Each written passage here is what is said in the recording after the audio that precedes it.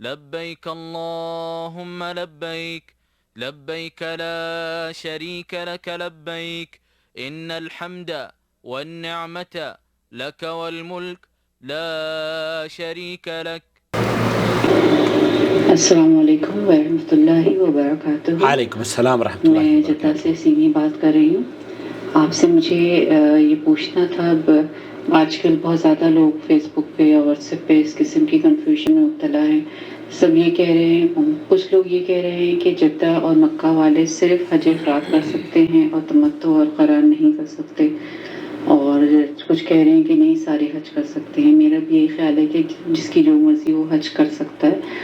اور آپ یہ بھی بتائیے کہ حج افراد جو ہے کیا ان لوگوں کے علاوہ دوسرے لوگ بھی کر سکتے ہیں یا صرف یہ میقات کے اندر رہنے والے ہی کر سکتے ہیں؟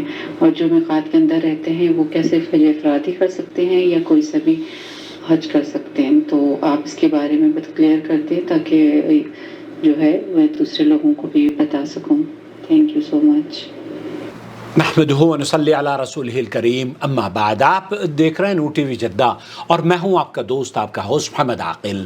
اگر آپ پہلی مرتبہ ہمارے چینل پر تشریف لائے ہیں نا تو ہم آپ کا خیر مقدم کرتے ہیں اور آپ سے گزارش کر رہے ہیں کہ ہمارے چینل کو سبسکرائب کر لیجئے، اور اس چینل کے جو دائمی ممبر ہیں، سپورٹر ہیں، ان سے ہم گزارش کریں گے کہ اس چینل کو آپ جوائن ممبرشپ اسکیم کے تحت سپورٹ ضرور کریں. ان مبارک ایام میں جہاں جہاں لوگوں کی اصلاح ہوگی وہاں میرے اور آپ کے موازین حسنات میں اس چینل کی نشریات اضافے کا سبب بنیں گی. اپنا بہت خیال رکھیں. میں آپ کو لے کر چلتا ہوں سماحت الشیخ ڈاکٹر سعد الخسلان کی محفل میں. ان سے کچھ اسی طرح کا سوال کیا جا رہا ہے. شیخ عبدالعزیز بن باز، شیخ محمد بن صالح العثیمین یا لجنۃ الدائمہ والافتاء کے جو فتاوی جات ہم اردو زبان میں آپ کی خدمت میں نقل کرتے ہیں، اس کا یہ حصہ ہے. ڈاکٹر سعد الخسلان سے کیا پوچھا جا رہا ہے؟ الحمد للہ انا وزوجتي قررنا ان نحج هذا العام. وہ کہتے ہیں کہ میں نے اور میری بیوی بچوں نے اس سال حج کرنے کا ارادہ کیا ہے. وأن يكون قران. سؤاله يقول كيف نبدأ؟ ہم مکہ کے رہنے والے ہیں، کیا ہم قران کر سکتے ہیں؟ هل علينا هدي علما أننا من أهل مكة؟ ہم مکہ کے رہنے والے ہیں، کیا حج قران کریں گے؟ اور قران کرنے والے کیا اس کے لیے جو ذبیحہ ہے یا قربانی ہے وہ بھی کریں گے؟ شیخ صاحب نے کیا جواب دیا؟ من أهل مكة وهم قد نووا الآن القران. نعم. نقول ما دمتم من أهل مكة ونويتم القران، وهكذا لو نويتم التمتع. وَلَوَيْتُمْ مِنَ التَّمَتُّعِ. یہاں سمی صاحبہ آپ کے سوال کا جواب ڈاکٹر سعد الخسلان نے دیا ہے کہ آپ حج قران کی نیت کر رہے ہیں، لیکن اگر حج قران کے ساتھ ساتھ اس سے قطع نظر حج قران نہ کر کے آپ حج تمتع کی نیت کرتے تب بھی فأنتم من حاضر المسجد الحرام. فأنتم من حاضر المسجد الحرام. تو آپ تو ان لوگوں میں سے ہیں جن کو اللہ رب العالمین نے حاضر المسجد الحرام سورہ بقرہ کی آیت نمبر 100 غالباً 92 ہے، آیت نمبر حاضر المسجد الحرام، یس 196 سوری، سورہ بقرہ کی آیت نمبر 196 میں اللہ رب العالمین نے آپ لوگوں کا تذکرہ کیا ہے. والله تعالى يقول فمن تمتع بالعمرة إلى الحج فمن تمتع. یہاں اس آیت کا تذکرہ شیخ فرما رہے ہیں جس میں اللہ رب العالمین نے فمن تمتع بالعمرة إلى الحج فما استيسر من الهدي فمن لم يجد فصيام 3 أيام في الحج و7 إذا رجعتم تلك 10 كاملة ذلك لمن لم يكن أهله حاضر المسجد الحرام.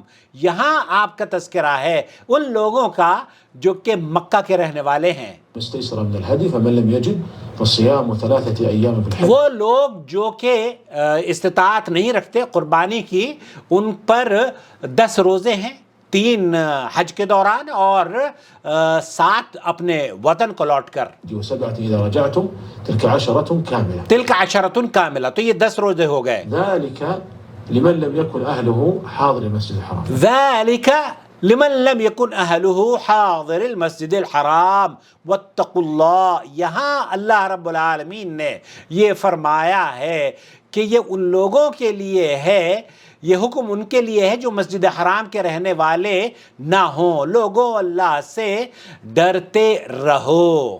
حاضر المسجد الحرام هم اهل مکہ، ہم اہل مکہ.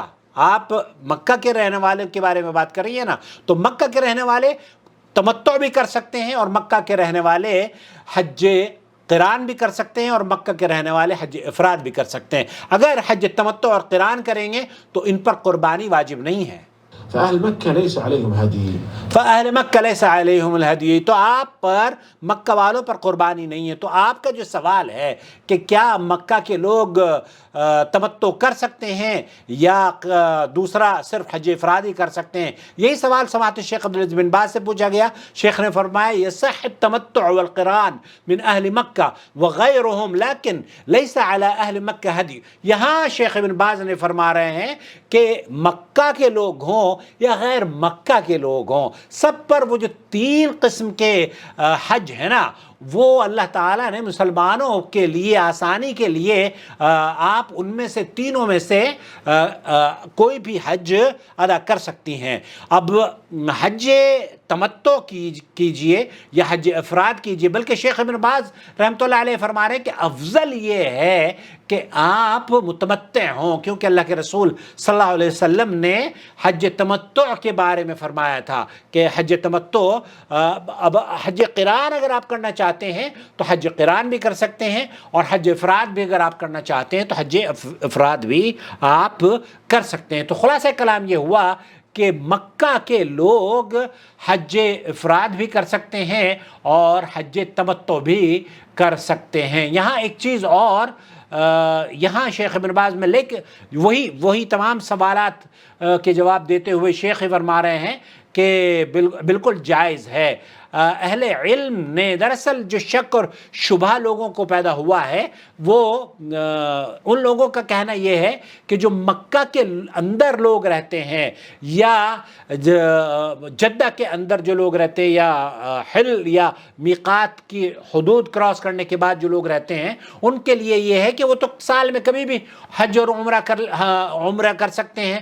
تو عمرہ دراصل یہ ہوتا ہے کہ آپ اگر تمتع کر رہے ہیں تو ایک ہی سفر میں آپ عمرے کی اور حج کی نیت کرتے ہیں، اور احرام آپ پھر عمرہ کرنے کے بعد جب آپ کی نیت تمتع کی ہو. لیکن اگر آپ قارن ہیں تو آپ عمرہ اور احرام ایک عمرے کا اور حج کا احرام ایک ہی احرام ہوگا اور آپ کھولیں گے نہیں. البتہ آپ پر ذبیحہ بھی ہے، اور اگر مکہ کے لوگ نہیں ہیں تو مکہ کے لوگ ہیں تو ان پر ذبیحہ نہیں ہے. دوسرے یہ کہ جدہ کے لوگوں کے لیے، تو جدہ کے لوگوں کے لیے بھی ان تینوں مناسک میں سے کوئی بھی حج کا طریقہ اگر آپ اپنا لیتے ہیں تو انشاءاللہ تعالی جائز ہے. اللہ رب العالمین سے دعا ہے کہ اللہ تعالی ہمارے حاجیوں کی حفاظت فرمائے، حج مبرور کرنے کی انہیں توفیق بخشے، اور ہمیں اور آپ کو اللہ رب العالمین